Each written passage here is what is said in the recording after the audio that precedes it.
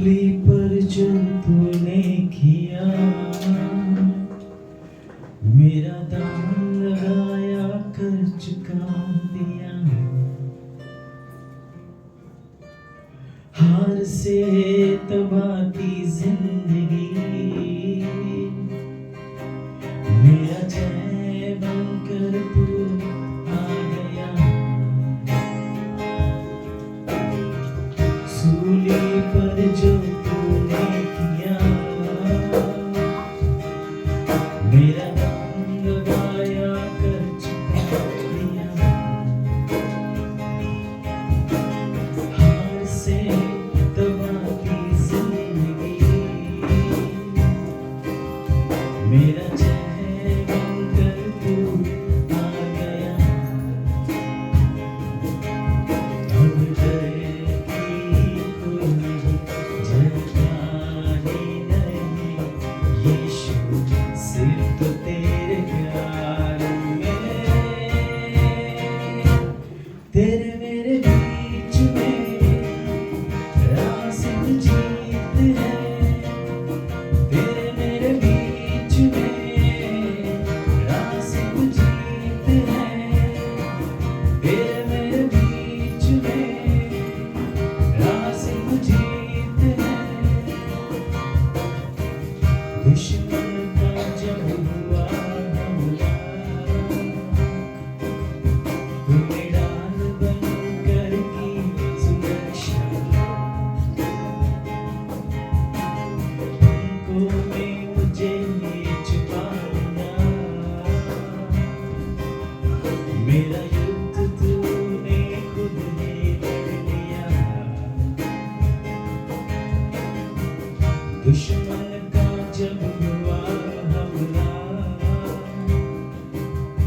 तूने डाल बनकर की सुरक्षा। पलकों में मुझे छुपा लिया,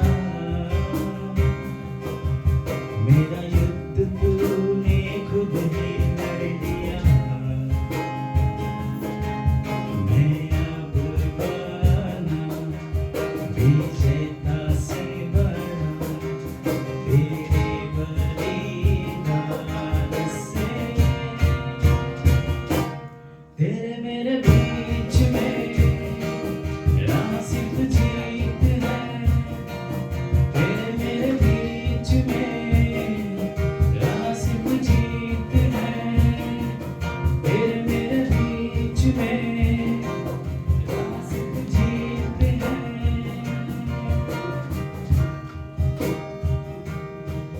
मेरा शरण मेरा मन तूने खुद पे ले लिया, खुशियों से मुझे भर दिया। मेरा दिल मेरा जान तुझको चाहे सदा, है क्रूस मेरा जीत का निशान। तेरे मेरे बीच में रासिक जीत है। तेरे मेरे बीच में रासिक जीत है। तेरे मेरे बीच में रासिक जीत है। तेरे मेरे बीच में रासिक जीत है।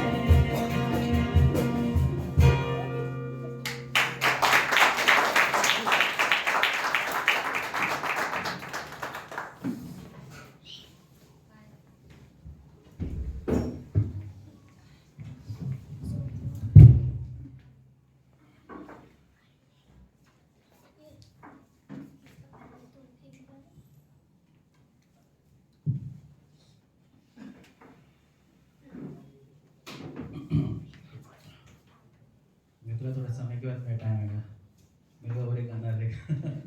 ओके,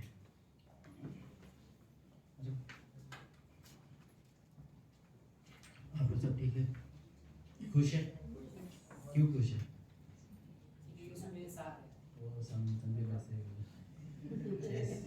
है ना, खुशी की बात है क्योंकि परमेश्वर हमारे साथ है ना। जब हम चर्च में रहते खुशी लगता है ना, अरे चल जाना। कोई मेरे लिए मत्ती का 5 14 और 15 पढ़ सकता है कोई भी हिंदी में? मत्ती का 5 14 और 15।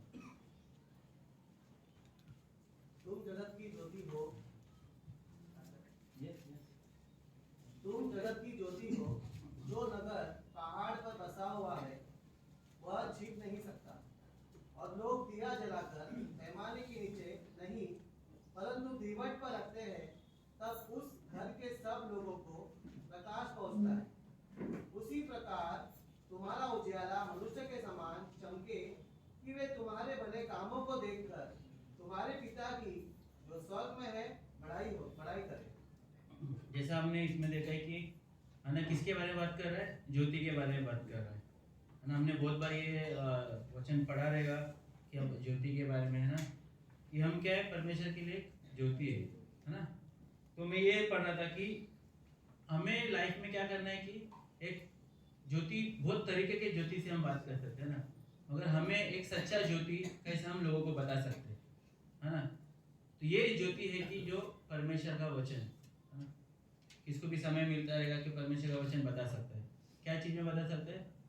बोलते हैं ना, गुड न्यूज़ बोलते हैं, जो परमेश्वर का संदेश सबको बोलना बहुत जरूरी है, हम आउटरीच बोलते हैं उसको, है ना। तो ये जो हमारे हृदय में है, जो हमने सीखा है, जो हमें पता है यीशु मसीह के बारे में, हमें लोगों को बताना बहुत जरूरी है ना, बहुत महत्व का चीज़ है ना। किसी ने किसको बोला रहेगा, है ना, अभी जो इधर नया आएगा किसने जाके बोला रहेगा परमेश्वर के बारे में, है ना, उसके बाद ही आज वो इंसान चर्च में बैठा है ना। बहुत बहुत महत्व का चीज़ है।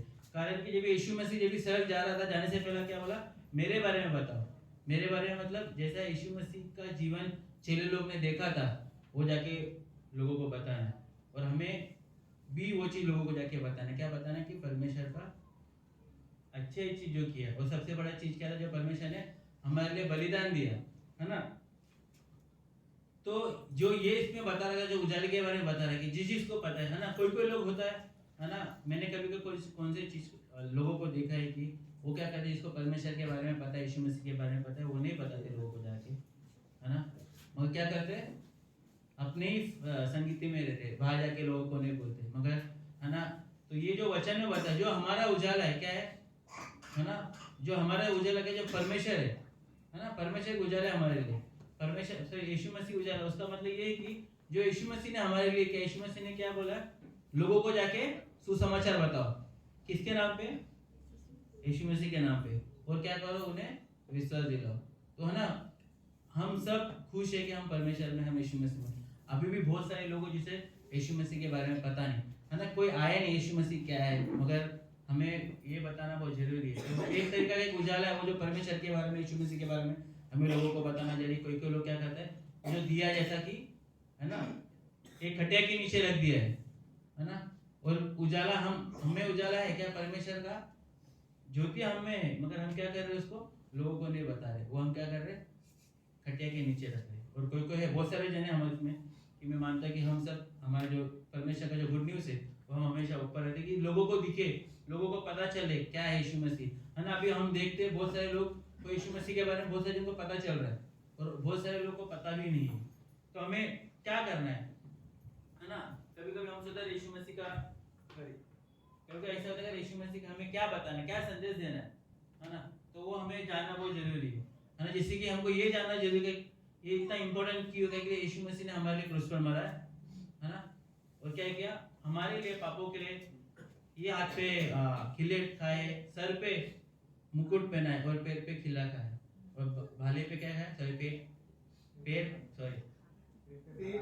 पे वाला, है ना। मतलब ये इतना महत्व है कि नहीं। और ये चीज है कि ऐसा नहीं, मैं हमें कभी कभी सोच सके बात करते कि हाँ अरे नहीं वो तो परमेश्वर था, मगर एक चीज जानना बहुत जरूरी कि यीशु मसीह उस जगह पे मनुष्य के रूप में था, है ना। और मैं बिली ग्राहम का सुन रहा था, उसने क्या बोला था कि यीशु मसीह पापी नहीं था। सोचो ना, कभी कभी राहुल ने मार कर, मेरे को हंसी की बात कही, नेक्स्ट टाइम राहुल ने कुछ ऐसे का एग्जांपल लेता, तो राहुल भाई में सब ऐसा चीज है, राहुल भाई ने कभी कुछ खाया नहीं है, या कभी पहली बार उसको लाइफ में मिला है, और अचानक उसको वो चीज़ मिलेगा, जैसे सपोज उसको कभी कुछ खिला दिया, जिंदगी में कभी नहीं खाया, तो उसके लिए बहुत प्रॉब्लम हो जाएगा, है ना। वैसे ही यीशु मसीह का, यीशु मसीह ने कहीं यीशु मसीह को पाप क्या है पता ही नहीं था, है ना। उसके बाद भी यीशु मसीह ने क्या किया, वो पाप अपने ऊपर ले लिया, तो वो बहुत दर्द में था, है ना। जैसे मैंने बोला खिला खाया, वो सब खाया। तो मेरा ये कहने का मतलब क्यों है कि ये बहुत महत्वपूर्ण है, बहुत इंपॉर्टेंट है हमारी लाइफ में, कि इतना बड़ा काम परमेश्वर ने किया है, वो हमको लोगों को जाके बताना बहुत जरूरी है। क्यों बताना का जरूरी है हमें? कहीं के लिए परमेश्वर ने क्या किया है, परमेश्वर ने हमें बनाया है, परमेश्वर ने हमें बनाया है और वो हमसे प्रेम करता है ना।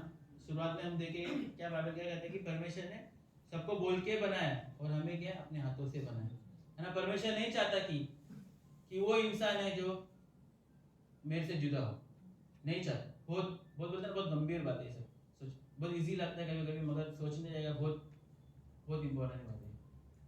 आप चल रहे आपके दोस्त के साथ, सर में जाके, वो तो सर में नहीं है, कभी हमने कभी शेयर ही नहीं किया। नहीं, ये मेरे लिए भी उतना ही मतलब जितना मैं बोल रहा हूँ, है ना। कहीं बोलना बहुत जरूरी है। लोग शर्माते हैं कभी कभी, मैं भी बहुत शर्माता, मैं झूठ नहीं बोल रहा हूँ, पहला मैं बहुत शर्माता था।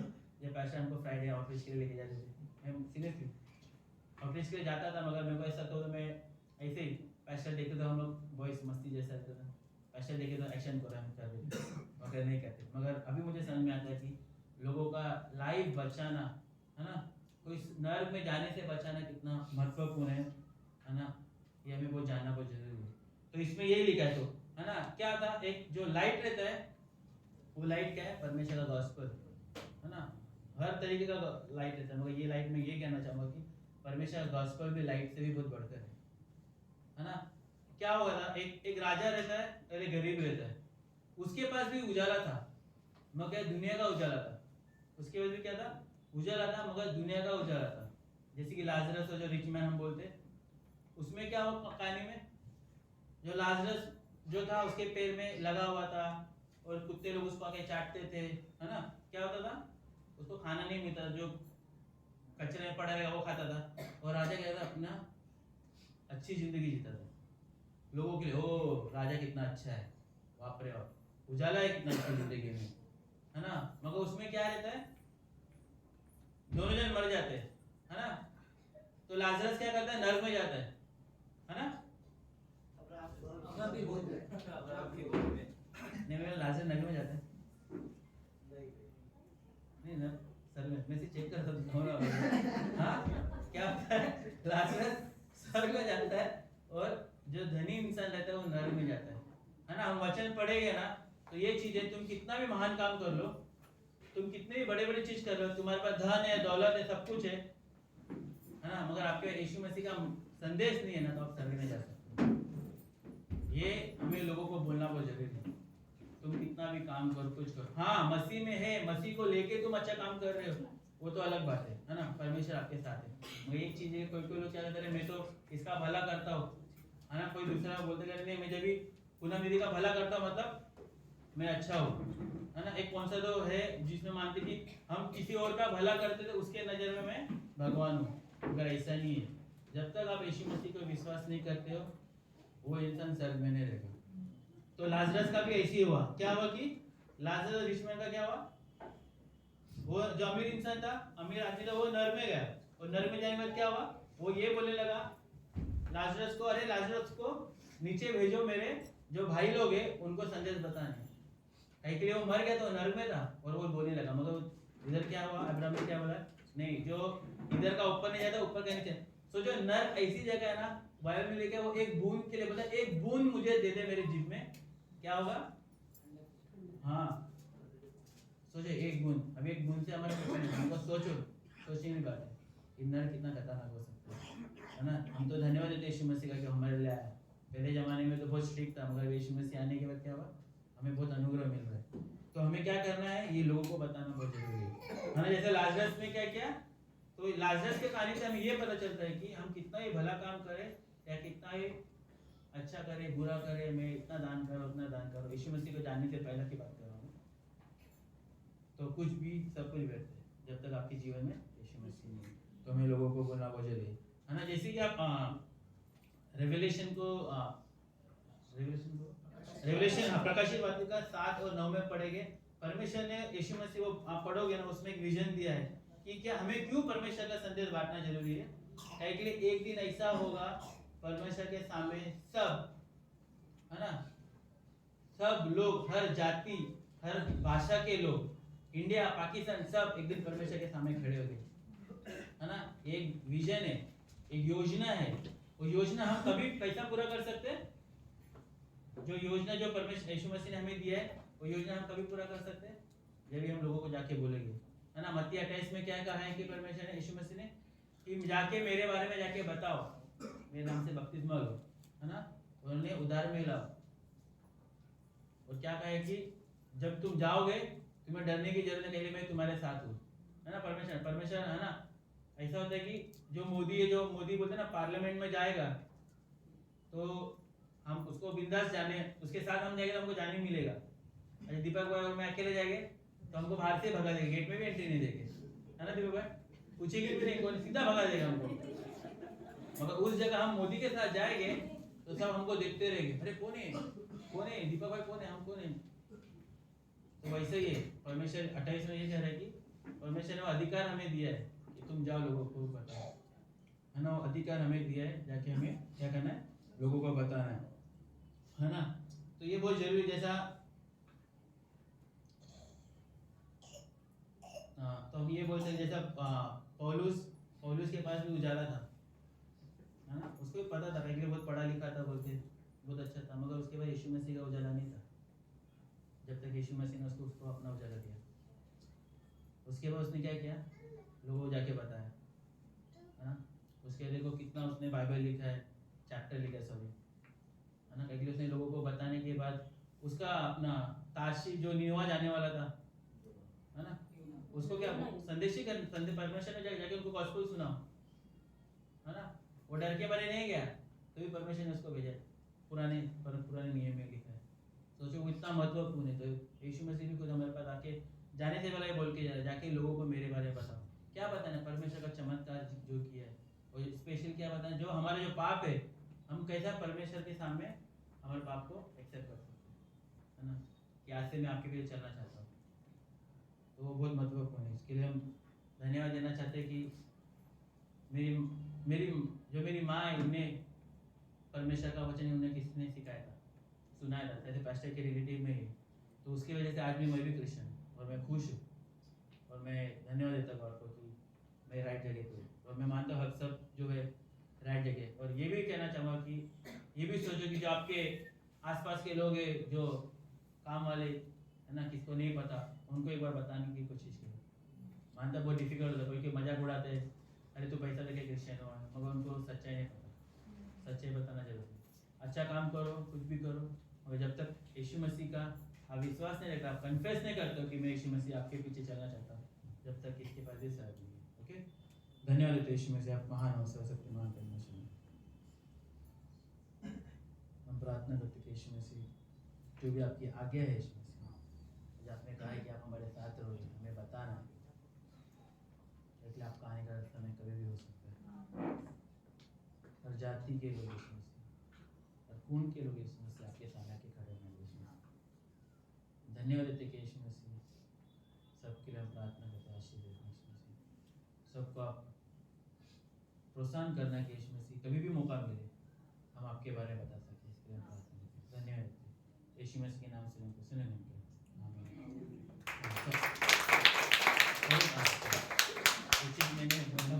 शॉर्ट, हाँ, है ना। तो मैं ऐसे आंकड़ा मैंने लिखा था, तो मैं सोचा मैं बोलूँ, है ना। जैसे कि महाराष्ट्र में कितने 124 मिलियन लोग हैं, है ना। उसमें कितना है कि 44,000 गाँव है, और बोलते हैं उसमें कि हर दिन 5,000 लोग मरते हैं, और हर घंटे 80 पीपल जो मरते हैं, है ना। दिन में 5,000 और घंटों में 80 लोग मरते हैं। और क्या होता है, उनमें 5,000 पैदा भी होते हैं बच्चे। वो सब में देखा जाएगा ना, हिंदू 80% है, और मुस्लिम 12%, और बुद्धिस्ट 6%, और एक क्रिश्चियनिटी लेस देन 1%। तो सोचो कितना इंपॉर्टेंट है हर एक को परमेश्वर के गवाही बताने। हम सोचे कि मैंने बता दिया, दुनिया कवर कर दिया, नहीं, 5000 जन तो पैदा हुए हो, तो इसके लिए बहुत इंपॉर्टेंट है। परमेश्वर यीशु मसीह जाते समय भी बोला कि मेरे बारे में लोगों को बताओ। ओके, आमीन।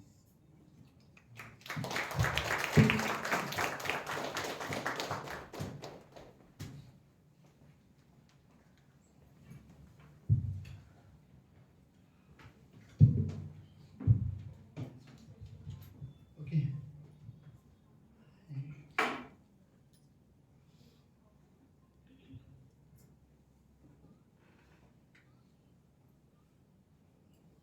ओके, तो ये मैसेज के हिसाब से मैं और एक अनाउंसमेंट करना चाहता हूँ।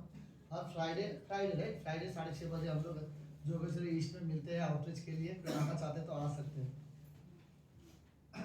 तो एक पर्चा है हमारे पास जिसमें यीशु मसीह के बारे में लिखा हुआ है, हम लोगों को देते हैं और हमारा खाली एक ही सेंटेंस रहता है, परमेश्वर आपसे प्रेम करता है।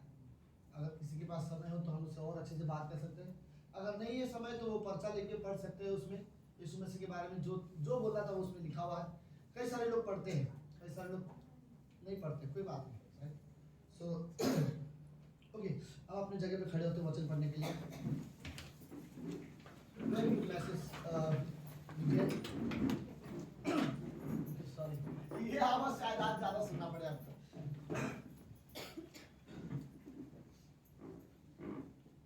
ओके, गलातियों का किताब उसका 5वां अध्याय और उसकी 16वीं पंक्ति में लिखा है।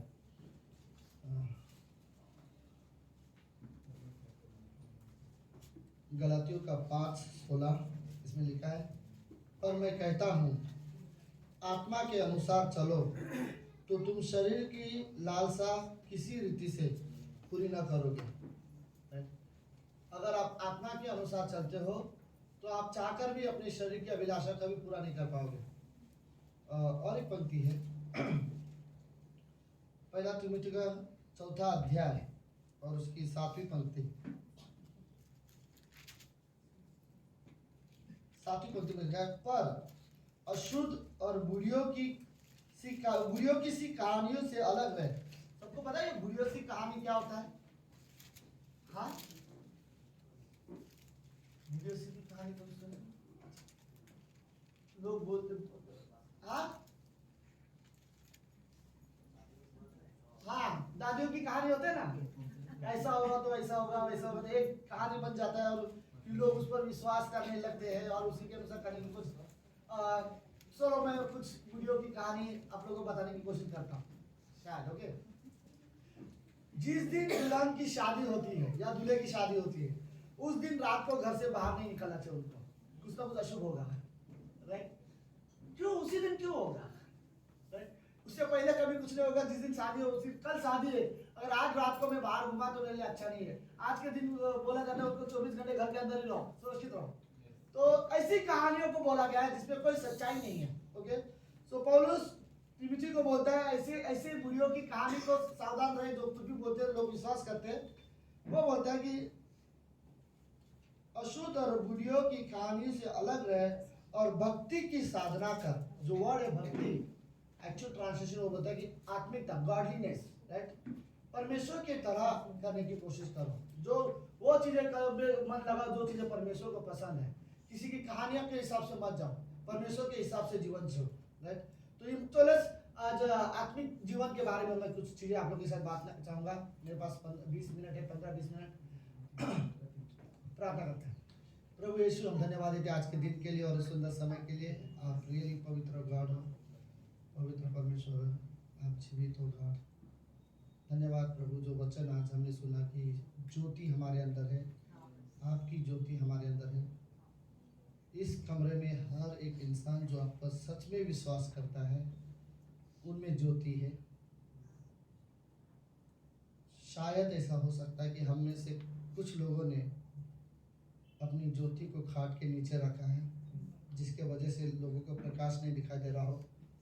लेकिन हम चाहते हैं गॉड कि वो ज्योति जो हमारे अंदर है, वो ज्योति, आपकी ज्योति जो हमारे अंदर है, हम लोगों को दिखा सके, लोगों को बता सके सच में परमेश्वर कौन है, सच में कौन उद्धार दे सकता है, सच में हमारे पाप कौन क्षमा कर सकता है, हम इन लोगों को बता सके।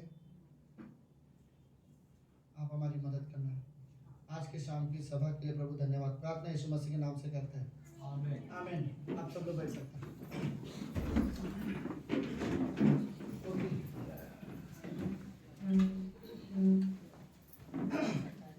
राहुल यहाँ ओके, सबको है जगह? यहाँ पर भी दो चेयर खाली है, लेकिन ठीक है अगर आप लोग वहाँ पे कंफर्टेबल है तो। ओके, मैं जस्ट देख रहा हूँ सब लोग, यहाँ पर भी दो चेयर खाली है। आपके बाजू में कोई नहीं बैठना चाहता है? ओके, बाय द वे आप लोग ने एक चीज सच में नोटिस नहीं किया क्या?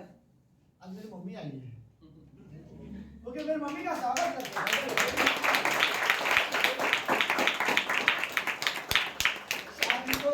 मुझे यहाँ पे खड़े देखकर। ओके, मेरी माँ बहुत अच्छी माँ है। बाद में घर में बोलेंगे मैंने उसके बारे में बोला नहीं। हम 3 भाई बहन हैं। बड़ा बेटा उनका बहुत ज्यादा लाडला है, फिर उसके बाद बेटी बहुत लाडली है, फिर 3 नंबर पे होते हैं ना वो हम लोग सिग्नल पे जाते तो येलो लाइट का इतना कुछ वैल्यू नहीं रहता ना, तो वो मैं हूँ। तो इम्पोर्टेंस क्या होता है? ग्रीन सिग्नल देगा तो चलो, रेड सिग्नल देगा तो रुको, और येलो तो 2 मिनट में आके चला भी जाता है। ऐसा नहीं है, मजाक कर रहा हूं। ओके, अब प्रार्थना करो शायद मेरा भाई भी आ जाए चर्च में, राइट? तो ओके, सो लेट्स आप जीवन के बारे में, राइट? एक चीज परमेश्वर ने जो हमें दिया है वो जीवन, और वो जीवन जो शुरुआत हुई है कैसे? परमेश्वर ने अपना श्वास हमारे अंदर फूका हुआ है, राइट? तब जाके हमारे अंदर एक जीवन प्राणी बना। तो शायद कहीं ना कहीं इसीलिए परमेश्वर के लिए मनुष्य का जीवन बहुत कीमती है कि वो उसे खोना नहीं चाहता। क्योंकि एक हम लोग कभी कभी बोलते ना हमारा खून है, राइट? लेकिन परमेश्वर के लिए ऐसा नहीं कि ये हमारा खून है। परमेश्वर कहते मेरा सांस है, राइट? मैंने फूका है इसके अंदर, इसका अंदर जो जीवन आया हुआ है, मेरे श्वास के द्वारा इसके अंदर जीवन आया है। इस जो योजना में बनाता हूँ सब इनके लिए बनाता हूँ। दुनिया में मैंने जो कुछ चीजें बनाई है इन्हीं के लिए मैंने बनाया, राइट? और वही चीज ऐसे परमेश्वर ने दूसरी चीज हमें इसलिए भी बनाया ताकि हम परमेश्वर के साथ समय बिताएं, अपना जो जीवन है वो परमेश्वर के साथ बिताएं, राइट? लेकिन हमने पाप के वजह से परमेश्वर से हम दूर हो गए थे और होना पड़ा, राइट? क्योंकि परमेश्वर मनुष्य से प्यार तो करता था, लेकिन मनुष्य के जीवन में जो पाप आ गया था उस पाप के वजह से परमेश्वर को दूर जाना पड़ा, राइट? लेकिन यीशु मसीह इस धरती पर वापस आया उसी दुनिया को दोबारा मिटाने के लिए, राइट? तो हम मनुष्य पापी है, परमेश्वर पवित्र है, हम परमेश्वर के पास कभी नहीं जा सकते। यीशु मसीह बीच में आया, क्रूस की तरह वो मारा गया और अब हम परमेश्वर के साथ जा सकते हैं, परमेश्वर से मेल मिलाप कर सकते हैं। मैं आपको एक बात बताना चाहता हूँ, सुनो, आप ये मत सोचो कि आपका लाइफ है जो चाहे कर सकते हो, जो जैसा चाहिए वैसा जी सकते हो। आप रियली ऐसा नहीं सोच सकते, ओके? अगर आप यीशु मसीह पर विश्वास करते हो और आपने यीशु मसीह को अपना जीवन दिया है तो उसके बाद अगर आप जो भी गलत करोगे सबसे ज्यादा बुरा उसे लगेगा, राइट? क्योंकि वो आपके अंदर पवित्रता देखना चाहते हैं, वो आपके अंदर अपने स्वभाव देखना चाहते हैं। वो नहीं चाहता कि आप इस संसार में भटको या संसार की तरह जीवन जियो, वो नहीं चाहता कि आप उससे दूर जाओ, राइट? कई बार हम अपनी अभिलाषा अपनी चीजों की वजह से हो जाते हैं परमेश्वर से दूर और हमें पता भी नहीं चलता। हमें लगता है मैं अपनी इच्छा के अनुसार जीवन जी रहा हूँ, जो मुझे चाहिए वो हासिल करने की कोशिश कर रहा हूँ, लेकिन जो मुझे चाहिए वो चीजें हासिल करने के बीच में कई बार मैं ये नहीं देख पा रहा मैं परमेश्वर से कितना दूर होते जा रहा हूँ। तो परमेश्वर को हमारे जीवन से सबसे बोलते ना क्या बोलते हो, सिंपल, परमेश्वर का मतलब है आपके जीवन से आप क्या करोगे, आप क्या नहीं करते, परमेश्वर का मतलब है, राइट? उसको लगता है कि तुम क्या करोगे क्या नहीं करोगे, परमेश्वर सोच रहा है। क्योंकि सुनो, जो भी आप करोगे उससे या तो परमेश्वर को महिमा मिलेगी या फिर परमेश्वर को अनादर मिलेगा, राइट? जो भी आप करोगे परमेश्वर की नजर लगातार आपके ऊपर है। जब कोई नहीं आपको देख रहा हो, आप अकेले में हो और आपको लगता है कि कोई नहीं देख रहा है, आप सोचते हो कि कुछ भी कर सकते हो, परमेश्वर आपको देख रहा है। हो सकता है कि शायद कुछ चीजें ऐसे भी हो कि आप जब गलत करो तो किसी को कोई फर्क भी ना पड़े, लेकिन फिर भी परमेश्वर को पड़ेगा, राइट? अगर आप विश्वासी हो और आप परमेश्वर पर विश्वास करते हो, परमेश्वर को फर्क पड़ेगा। आप किससे शादी करोगे, परमेश्वर को फर्क पड़ेगा। आप अपने जीवन में कैसे दोस्तों रखोगे, परमेश्वर को फर्क पड़ेगा। आप लोगों के साथ कैसे व्यवहार करोगे, परमेश्वर को फर्क पड़ेगा। आप किस तरह से लोगों से बातचीत करते हो, परमेश्वर को फर्क पड़ता है, राइट? क्योंकि परमेश्वर का साथ आपका जीवन परमेश्वर के साथ जीवन में जुड़ा हुआ है, राइट? और वो उसके साथ से हमें बनाया हुआ है। पहले उसने अपने साथ से बनाया, फिर अपने लहू के द्वारा बनाया, राइट? तो हमारे जीवन में हम क्या करते हैं परमेश्वर के लिए बहुत मायने रखता है। तो हम कभी ये नहीं सोच सकते मेरा लाइफ मेरी मर्जी जो चाहे मैं कर सकता हूँ, नहीं। अगर यीशु मसीह आपका उद्धार करता है, यीशु मसीह को आपने अपना उद्धारकर्ता मान लिया है, तो उसके बाद आप नहीं कर सकते। आपको सोचना पड़ेगा, आपको ये सोचने की जरूरत है कि कौन सी चीजें हैं जो परमेश्वर को पसंद है, राइट? ओके, और कुछ चीजें मैं क्या बोल रहा था, इंसान के जीवन को समझना शायद थोड़ा सा कठिन हो जाता है और परमेश्वर को समझना थोड़ा आसान है। कारण क्योंकि इंसान कभी भी बदल सकते हैं लेकिन परमेश्वर कभी नहीं बदलता।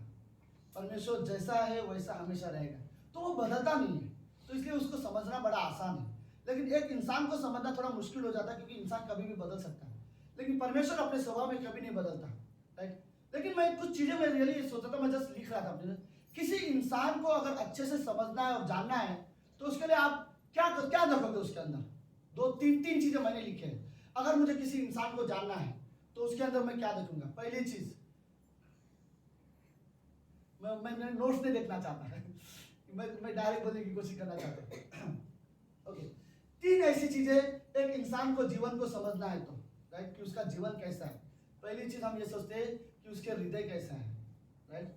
तो उसके हृदय कैसा है, ये चीजें हमें देखने की जरूरत है। क्या ऐसा चीज बहुत ज्यादा, देखो गुस्सा वाला है तो हृदय कठोर है, माफ नहीं करने वाला है तो हृदय वैसा है, राइट? एंग्री और कैसा है, नफरत करने वाला है तो हृदय में उसने कुछ चीजें, अगर बहुत ज्यादा दयालु है तो हृदय वैसा है, अगर प्रेम करने वाला है तो हृदय वैसा है, अगर नम्र है तो हृदय वैसा है, राइट? तो हमें यह समझने की जरूरत है, एक इंसान के चरित्र को, जीवन को आपको समझना है, पहले ये समझो उसके जीवन हृदय कैसा है, राइट?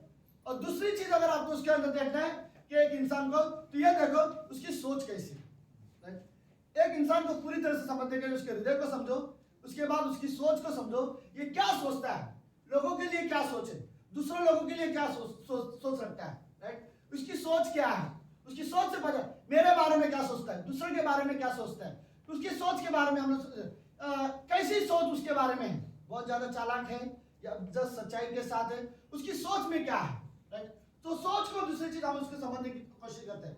तीसरी चीज क्या है, तीसरा चीज क्या है, हाँ, उसका चरित्र हम देखने की कोशिश करते हैं, राइट? कि उसका कैरेक्टर कैसा है, राइट? जब वो किसी से बात करता है तो उसका कैरेक्टर कैसा है, जब किसी को देखता है, किसी के साथ व्यवहार करता है तो उसका कैरेक्टर कैसा है। ये तीन चीज ऐसे है, जब हम एक इंसान को देखते हैं तो हमें पता चलता है कि वो पूरा व्यक्ति कैसा है।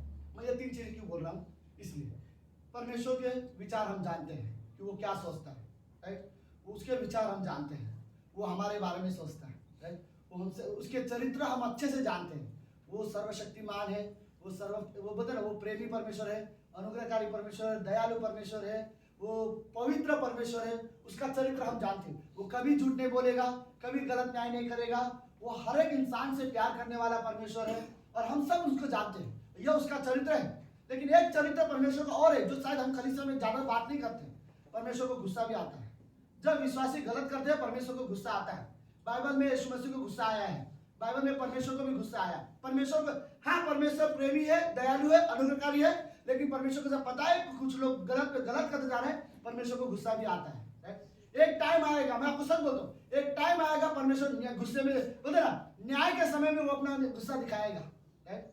हाँ, वो प्रेम दिखाने वाला परमेश्वर है, अनुग्रह करने वाला परमेश्वर है, लेकिन परमेश्वर को गुस्सा भी आता है। मैं वर्ड इसलिए बोलना चाहता हूँ, अगर मैं जाने अनजाने में कोई गलत कर रहा हूँ, राइट, और मुझे लग रहा है कि कोई किसी को नहीं पता, मैं बोलता हूँ सीरियसली, परमेश्वर मेरे गलत कार्य से नाराज होता है, उसको गुस्सा आता है। वो गुस्सा करने वाला भी परमेश्वर है, जितना पवित्र है, जितना प्रेमी है, गुस्सा करने वाला में भी वो उतना ही है, राइट? बाइबल में लिखा है कि तुम्हें नहीं पता कि तुम्हारा परमेश्वर जलन रखने वाला परमेश्वर है, राइट?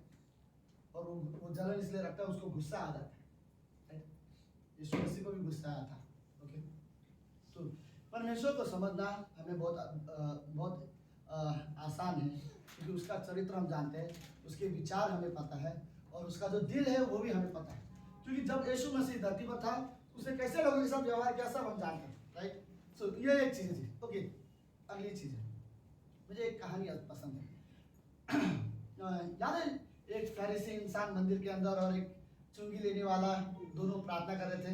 और लुका के 18वें अध्याय में ये कहानी है। फरीसी वाले प्रार्थना करता है, हे परमेश्वर, मैं क्या वर्ड है इसके, राइट, मैं दान देता हूँ, मैं इसकी जैसा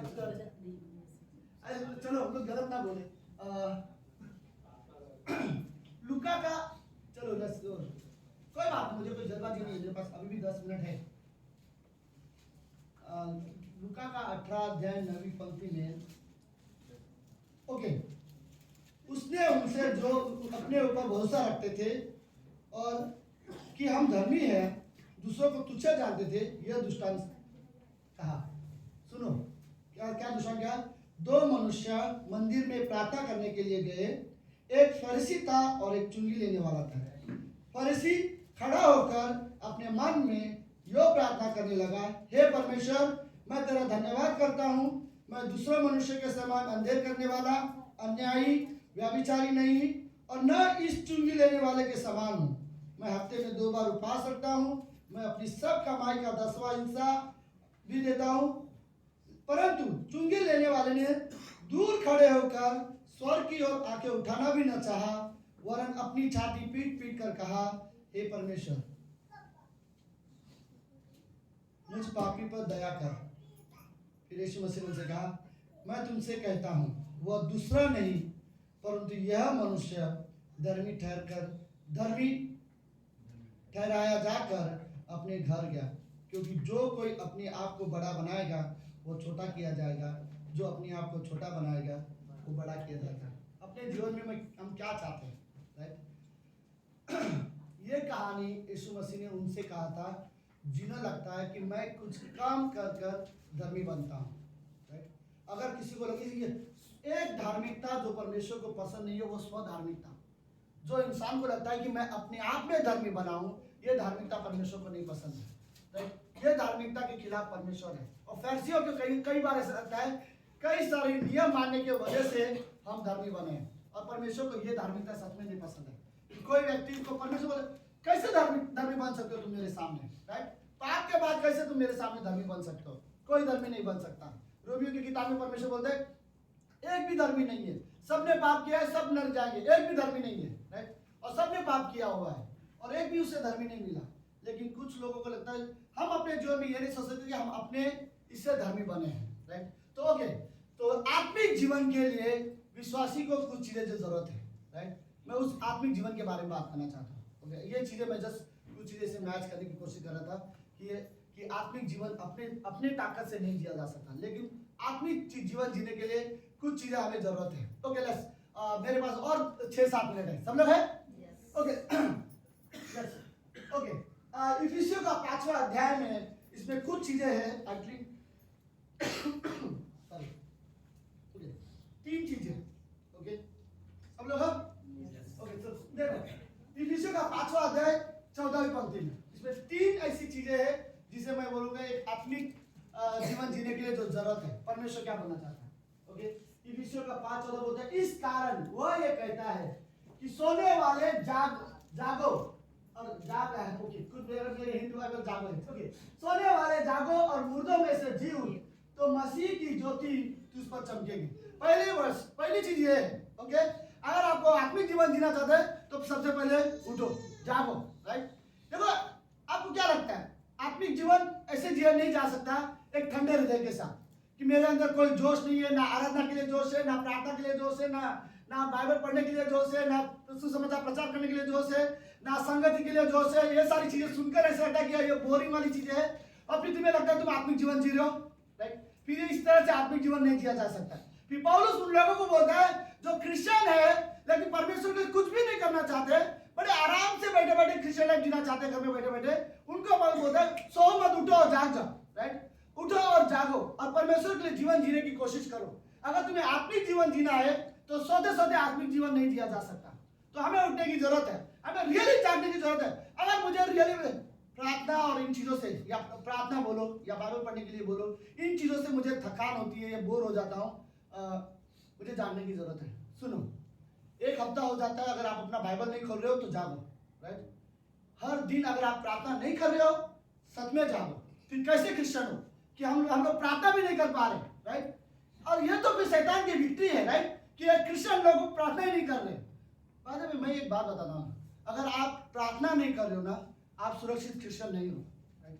कुछ भी करो आप बिल्कुल सुरक्षित नहीं हो। शैतान बड़ी आसानी से आपको अटैक करेगा। आपको लगता है अभी तक शैतान ने कोई अटैक नहीं किया आपके लाइफ में, तो फिर आप प्रार्थना क्यों नहीं कर रहे हो, राइट। प्रार्थना नहीं कर रही, ये सबसे पहले शैतान की अटैक है, राइट? उसके बाद बाकी अटैक तुम्हारे जीवन में आएगा, राइट। कई बार लगेगा तुम्हें लगता है शैतान मेरे जीवन में अटैक करेगा, बहुत सारे प्रॉब्लम आके, कोई प्रॉब्लम नहीं आके भी सफलता के साथ भी वो क्रिश्चियन के लाइफ में अटैक करता है। कुछ लोगों को इतनी अच्छी नौकरी देगा कि वो सालों साल परमेश्वर से दूर हो जाएंगे, राइट। तो तुम्हें लगेगा मेरा लाइफ में बहुत अच्छा चल रहा है, नहीं, राइट।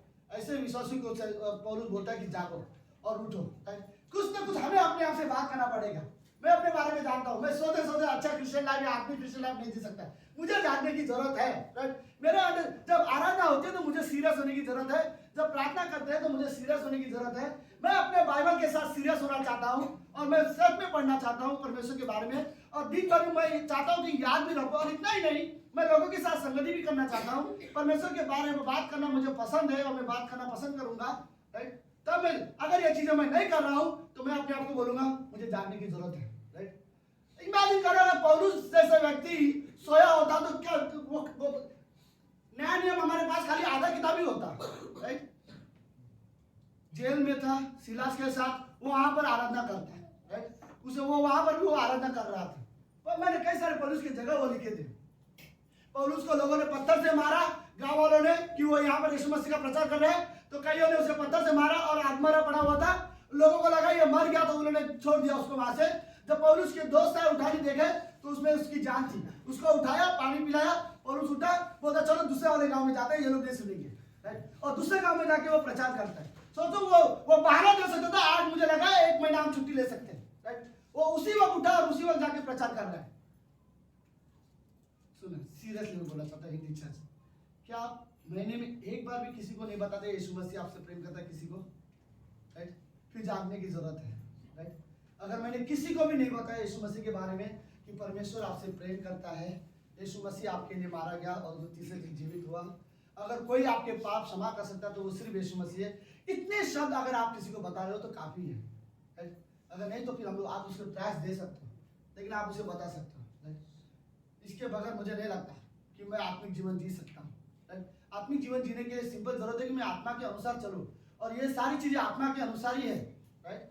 तो पहले चीज ये जरूरत है कि हमें जानने की जरूरत है, ओके।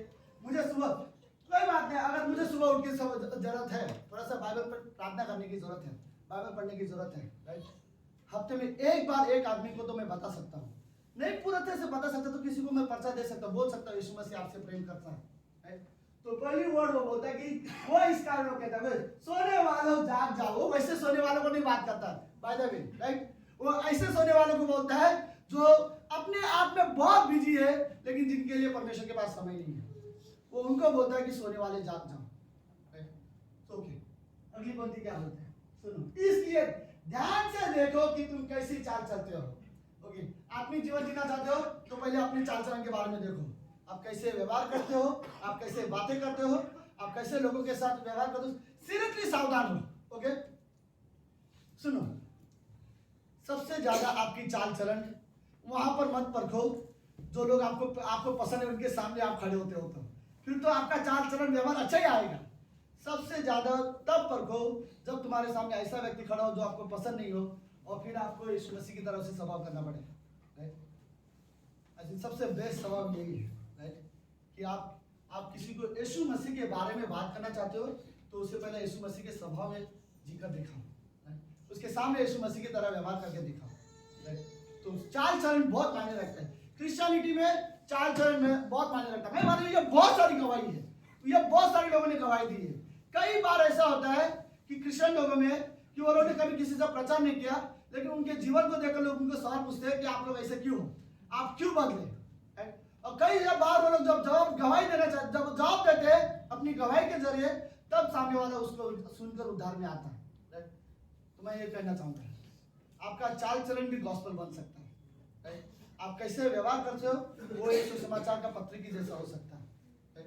तो आप सीरियसली संभाल के, राइट। अगर हमें एक आत्मिक जीवन जीना है तो हमारे मुझे नहीं पता सीरियसली, अगर मैं आत्मिक जीवन जीना चाहूँ और मेरा व्यवहार ही अच्छा नहीं है लोगों के साथ, फिर क्या क्या मतलब है? मैं आपको ये भी बात बता दूं, मैं यहाँ पे पुलपिट में आके यहाँ पे खड़ा होकर प्रीच करता हूँ, यीशु मसीह आपसे प्रेम करता है, लेकिन मेरा व्यवहार अच्छा नहीं है तो कोई नहीं सुनेगा मेरी बातें, राइट? क्योंकि साथ में बोलेगा तू बोलता अच्छा है लेकिन तेरा स्वभाव अच्छा नहीं है, तो मेरा पूरा मैसेज ही खराब हो गया उसमें, तो राइट? तो कई बार ये मायने रखता है क्रिश्चियन लाइफ में कि आपका चाल चलन कैसे हो। ओके, आखिरी चीज, लेट्स कंटिन्यू करने दो, सॉरी, ओके, निर्बुद्धियों की नाई नहीं पर बुद्धिमानों की नाई चलो, और लास्ट में ओके, और अवसर को बहुमूल्य समझो क्योंकि दिन बुरे हैं। आज का जो जमाना है, ओके सब लोग है, ओके आखिरी में 2 मिनट, ये जो दिन बुरे हैं इसका मतलब ये नहीं कि सता हुए प्रॉब्लम है, नहीं, ये जो समय है बहुत खराब है, राइट? मैं आपको सच कहता हूँ, हमें नहीं पता हम कब यीशु मसीह को मिलेंगे, हम आखिरी समय में जीवन जी रहे हैं, प्रभु यीशु मसीह कभी भी आ सकता है, लेकिन आने के बाद हम उसके लिए कुछ नहीं कर सकते हैं। जो हम कर सकते हैं यीशु मसीह के आने से पहले अभी कर सकते हैं उसके लिए, एक बार प्रभु यीशु मसीह आ गया तो हम उसके लिए, हमारे लिए हम ये सारे समय हमारे लिए बहुत कीमती है, राइट? आउटरीच करने का मौका मिला, बाइबल कॉलेज का मौका मिला, मिशन ट्रिप का मौका मिला, हमारे लिए ये सारी चीज़ें बहुत कीमती है, राइट? अवसर को बहुमूल्य समझो, तुम्हारे ऑफिस में, तुम्हारे स्कूल में, तुम्हारे दोस्तों के साथ आपको मौका मिलेगा यीशु मसीह के बारे में बात करने का, राइट? मुझे नहीं पता क्या, शायद मैं सच कहता हूँ, कभी ना कभी पवित्र आत्मा ने आपके अंदर ये बात जरूर किया होगा कि तू इससे बात कर, राइट? और शायद एक डर के वजह से शायद आप रुक गए होंगे, अगर नहीं तो आपने बोला भी होगा, राइट? लेकिन वो किसी को सुसमाचार सुनाने से पहले आपके अंदर ये आवाज आता है, ये आदमी अकेले इससे बात कर, राइट? कई बार ये सब ख्याल आता है और वो आवाज पवित्र आत्मा है, वो चाहता है कि तुम जाके यीशु मसीह के बारे में बताओ, राइट? और जब हम उसके सुसमाचार समझ जाते हैं, समय को हम मूल्यवान समझते हैं, राइट? समय को, अवसर को बहुमूल्य समझो, राइट? अगर मुझे आराधना का समय मिलेगा मेरे लिए वो कीमती है, बाइबल स्टडी का समय मिलेगा मेरे लिए वो कीमती है, बाइबल कॉलेज करने का मौका मिलेगा ये समय मेरे लिए बहुत कीमती है, राइट? आउटरीच करने के समय मिलेगा मेरे लिए वो बहुत कीमती समय है। हम लोग सिर्फ 30 मिनट, आधा घंटा सिर्फ हम लोग प्रचार बांटते हैं, आउटरीच करते हैं, राइट? लेकिन हमारे लिए वो समय बहुत कीमती है। उन 30 मिनट में मुझे, हमें नहीं पता कितने ट्राइस चले जाते हैं, लेकिन उनमें से 2-3 लोग भी अगर पढ़ेंगे अपने घर जाके हमारे लिए काफ़ी है, राइट? आगे फिर पवित्र आत्मा काम करेगा, राइट? लेकिन हमें समय को मूल्यवान समझने की जरूरत है। तो लास्ट में दोबारा ये 3 चीज़ें मैं रिपीट करना चाहता हूँ, ओके? क्या था पहले क्या था? पहले ये था कि सोने वालों जाग जाओ, अगर आत्मिक जीवन जीना चाहते हो तो सोने वाले जाग जाओ। दूसरा क्या था? ओके, अपनी कैसी चाल चलन चलते हो, सावधान, तुम्हारा व्यवहार कैसा है, तुम्हारा चाल चलन कैसा है। और आखिरी में समय को बहुमूल्य समझो, जो भी समय तुम्हें मिला है वो बहुत है। मुझे सच में ऐसा लगता है इस संसार में एक विश्वासी सबसे ज्यादा अगर कोई चीज खोता है तो मुझे लगता है मौके, राइट? कि वो अच्छे मौके खोते, वो बता सकता था, वो बाइबल पढ़ सकता था, वो प्रेयर कर सकता था किसी के लिए, लेकिन नहीं कर रहा और वो अच्छे मौके खो रहे हैं, राइट? हमें उस मौके का इस्तेमाल करना चाहिए। आमीन। प्रार्थना करते हैं। प्रभु यीशु, हम धन्यवाद देते हैं आज के दिन के लिए और इस सुंदर समय के लिए। आप पवित्र परमेश्वर हो, आप जीवित होते हैं, धन्यवाद। इस कमरे में प्रभु हर एक के अंदर वो ज्योति है, हम ये विश्वास करते हैं और इस ज्योति को प्रभु हम बाहर लाना चाहते हैं। इस ज्योति को हम हमारे दोस्तों के बीच में लेके आना चाहते हैं, इस ज्योति को हम हमारे पड़ोस में लेके आना चाहते हैं, इस ज्योति को हम चाहते हैं हमारे ऑफिस में काम वाले लोग समझें। धन्यवाद प्रभु यीशु मसीह, जरूरत है हमें जागने की, एक रिवाइवल की जरूरत है इस कलीसिया को। गॉड, धन्यवाद पिता परमेश्वर, धन्यवाद प्रभु यीशु। प्रभु आप मेरी पवित्र होगा, धन्यवाद। हम परमेश्वर आपको कभी मजाक में नहीं ले सकते प्रभु। जब आपकी आराधना होती है या प्रार्थना होती है या संगति होती है, गॉड ये चीज़ें मजाक में नहीं ले सकते हम। धन्यवाद पिता परमेश्वर, इस कलीसिया के लिए धन्यवाद, इस हिंदी कलीसिया के लिए धन्यवाद प्रभु। धन्यवाद प्रभु, आपने हमें हिंदी कलीसिया में अच्छे लोग दिए हैं। धन्यवाद गॉड, कई सारे लोग अपना योगदान देते हैं गॉड। इस कमरे में ऐसे लोग हैं प्रभु, सच में भले ही वो मेहनत करते हैं और कमाते हैं, लेकिन प्रभु आपके लिए आपकी आज्ञा के अनुसार 10वां हिस्सा देते हैं। धन्यवाद गॉड, उन सारी चीज़ों के लिए हम आपको धन्यवाद देना चाहते हैं। आपकी महिमा हो प्रभु। प्रार्थना यीशु मसीह के नाम से करते हैं, आमीन आमीन।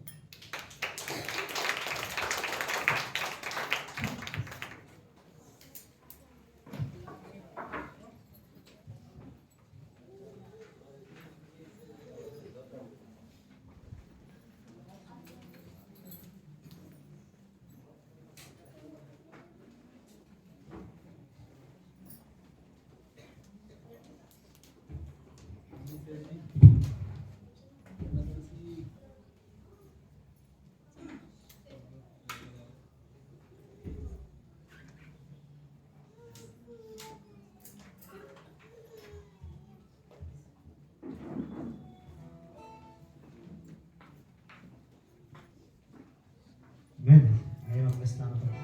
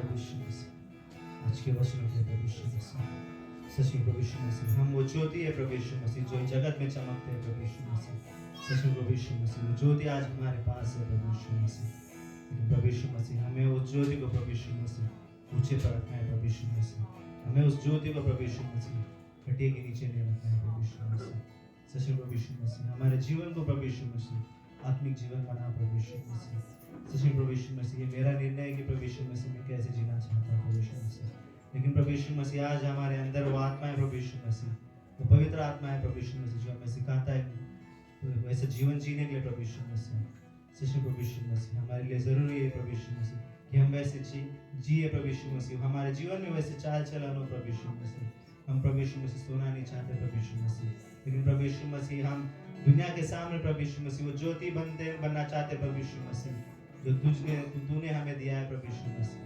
सच में प्रभु यीशु मसीह धन्यवाद देते हैं दोनों वचनों के लिए प्रभु यीशु मसीह धन्यवाद देना चाहते हैं, छोटी सी प्रार्थना तेरे नाम से।